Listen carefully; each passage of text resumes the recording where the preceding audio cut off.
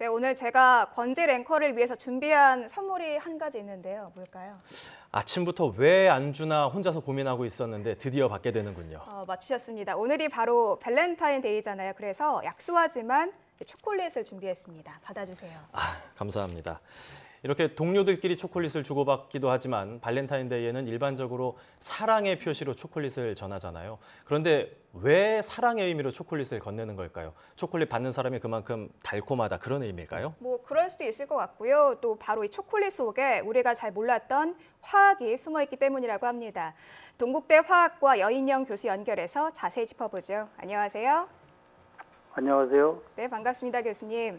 네. 오늘 발렌타인이라서 초콜릿 주고받고 하시는 분들 많이 계실 것 같은데 이 초콜릿은 우선 어떤 성분으로 이루어져 있는 물질인지 설명 부탁드리겠습니다. 네, 초콜릿은 카카오 씨를 이용해서 만듭니다. 본래 자체는 쓰기 때문에 발효를 통해서 향을 만들어낸다고 알려져 있죠. 네. 현지 언어로 초콜릿은 쓴맛 나는 물이라는 의미를 지니고 있습니다. 초콜릿 성분은 단백질 약 8%, 탄수화물 약 60%, 지방 약 30%가 들어있는 이상적인 식품입니다. 또한 비타민도 들어있어서 비상식품으로 매우 좋습니다. 초콜릿에는 그 단백질, 탄수화물, 지방, 비타민 외에도 약 300여 종류의 화학물질이 들어있습니다. 우리의 오감을 즐겁게 하는 물질도 있고요. 탄수화물의 대부분은 말 그대로 설탕입니다. 다크 초콜릿은 설탕 성분을 줄여서 쓴맛이 더 나는 것입니다. 보통 이제 초콜릿이라고 하면은 당분만 떠올리기가 쉬운데 뭐 비타민이나 탄수화물을 비롯해서 한 300여 종의 화학물질이 들어있다고 하니까 굉장히 좀 낯설고 신기한데요. 예전에는 초콜릿이 흥분제로도 사용이 됐었다고요. 사랑의 기분을 만들어준다고 하는데 이게 도대체 어떤 성분 때문인가요? 네. 그 초콜릿에 포함된 300여 화학물질 중에서 우리 기분을 좋게 하는 물질로 알려진 것이 페닐에틸아민이라고 알려져 있습니다. 이 물질은 사랑의 물질로 알려져 있는데요.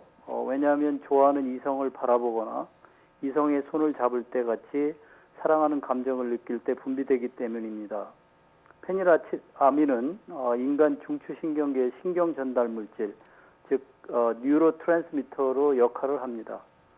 화학 구조를 보면 강력한 마약인 메스암페타민과 매우 유사해 보입니다.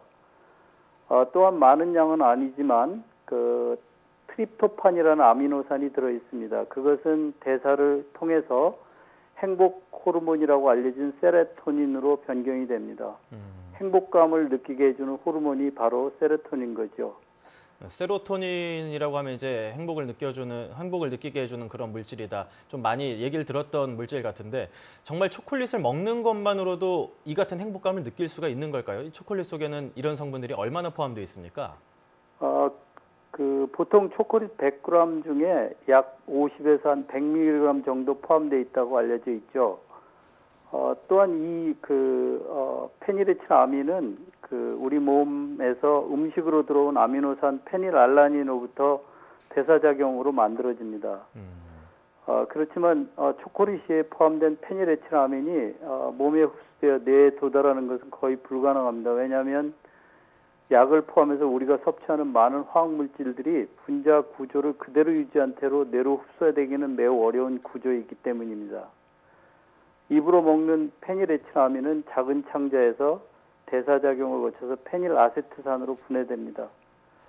따라서 상당한 양을 먹지 않는 한 뇌로 도달하는 양은 매우 적을 것이고 입으로 먹는 페닐에틸아민의 반감기는 약 5 내지 10분 정도고 신경세포에서 생성된 페닐에틸아민은 반감기가 약 30초 정도 된다고 알려져 있습니다.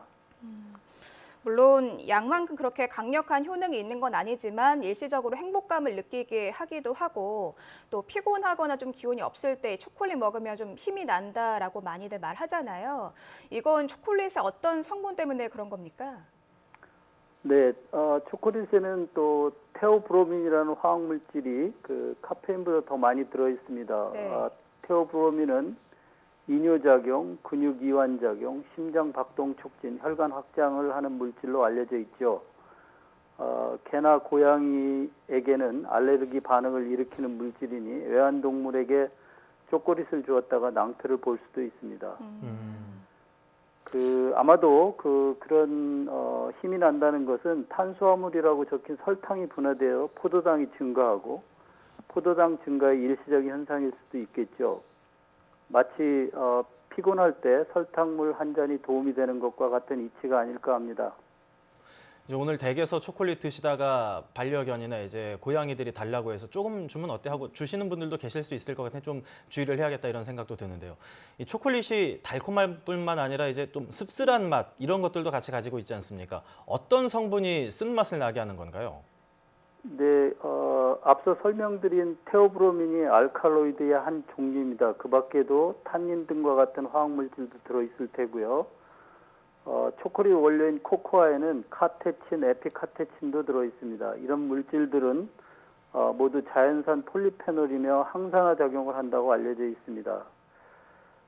다크 초콜릿에는 이런 종류의 화학물질이 더 많이 들어있고 설탕을 덜 들어가게 하기 때문에 더 씁쓸하게 느껴지는 것입니다.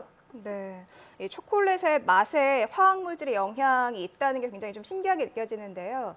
우리가 초콜릿을 입에 넣으면 말 그대로 살살 잘 녹잖아요. 이렇게 잘 녹는 것도 화학적인 영향 때문에 그런 겁니까? 네, 그렇습니다. 초콜릿 안에 들어있는 지방들은 탄소 개수가 같다면 모두 단일결합으로 이루어진 포화지방의 녹는 점이 불포화지방의 녹는 점보다 일반적으로 높습니다. 코코아지방의 경우 일반적으로 포화지방과 불포화지방이 서로 섞여 있는 경우가 많습니다. 이런 지방들을 배합하면 녹는 온도, 끓는 온도 같은 물성이 다른 지방들을 만들어낼 수 있죠. 더구나 밀크라든지 첨가되는 성분도 녹는 온도에 영향을 줄 테니까요. 초콜릿 역시 포화, 불포화 지방의 구성 비율을 잘 조절해서 우리 몸 온도 36.5도에서 살살 녹도록 만들어지는 것입니다. 물론 이렇게 만드는 것은 모두 아마 제조회사의 영업 비밀에 속하는 것이겠죠. 그렇군요. 반면에 초콜릿을 너무 많이 먹은 아동이 흥분을 한 듯한 반응을 보이거나 또는 편두통이 일어나는 사례들도 종종 보고된다고 하는데 초콜릿을 먹을 때 주의해야 할 사항 어떤 것들이 있을까요? 네, 모든 음식이 그렇듯이 초콜릿도 너무 많이 먹으면 부작용이 나타날 수가 있죠. 그래서 편두통이 나는 경우에 역시 과량의 페닐에틸아민의 작용으로 뇌혈관을 조여서 나타나는 현상이라고 생각됩니다. 모든 것은 자신에게 맞게 적절하게 섭취해야 하는 것이 좋겠죠. 초콜릿에 역시 많이 들어있는 카페인도 있는데 아이들 혹은 임산부의 경우에는 카페인류에 더욱 민감하게 반응을 합니다. 대략 커피 한 잔에 한 100에서 150mg의 카페인이 포함되어 있고 초콜릿에 대략 약 많게는 100mg까지의 카페인이 들어있습니다. 그렇기 때문에 임산부 아동의 경우에는 초콜릿을 지나치게 먹는 것은 좋지 않고요. 또 초콜릿이 100g당 500칼로리 정도의 고열량 식품이기 때문에 당뇨나 고혈압 식단 관리가 필요한 분들은 특히 주의하시는 것이 좋겠습니다. 교수님께서도 이제 강의나 연구를 하시면서 지치고 좀 체력적으로 떨어지시는 경우도 많이 계실 텐데 오늘 초콜릿 좀 드시면서 많이 기운을 내셨으면 좋겠습니다. 지금까지 동국대학교 화학과 여인형 교수였습니다. 교수님 오늘 말씀 감사합니다. 감사합니다.